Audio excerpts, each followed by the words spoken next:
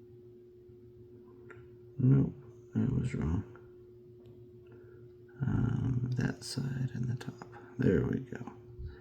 So I have the key upside down, basically.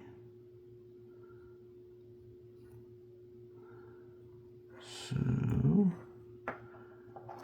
body goes there. So there was a passive pin.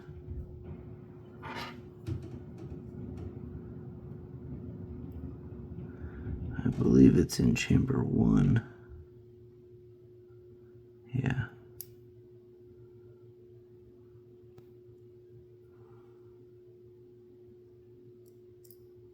There. So 1 and 3. And then in this stack, 1, 4, and 6. And then as I pull the key out, you can see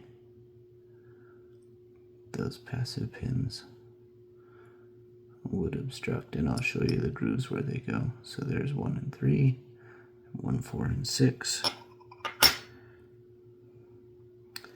I'm just going to dump them in the 7th channel.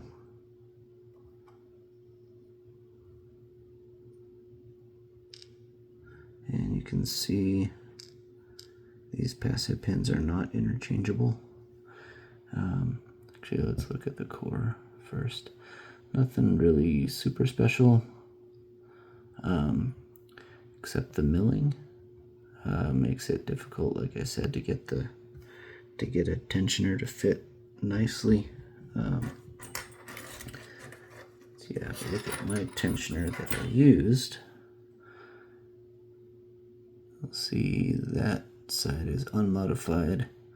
This side is actually sanded down, and that is because this side won't fit nicely except right next to the side of the lock. So when I sanded it down, I could actually put it in right next to the pins. This one won't fit right there. It's got to be significantly farther out, and so that's the only special thing about the core. And the body, you can see there's the 2 grooves for the passive pins. They look like a sidebar groove, and they just run down the end of the lock. And when the passive pins are pushed out by a key that doesn't have the right dimples in the side, the passive pins protrude into these channels and won't let you turn the core. So that's that. Bring up the pins. So there's the 2 sets of side pins, or passive pins. And then again, the special thing is these, actually I don't know, the serrated are. So the bottom of all of these pins are, all the drivers are a little bit tapered, and so again, that's why all the tappy was necessary. This master wafer makes it really easy to overset pin 3. I did that I don't know how many times before I figured out what the heck was going on, why it felt so like nicely set and then would just overset at the drop of a hat. So anyhow, there's the Ikon RW6. You have a good one, everybody.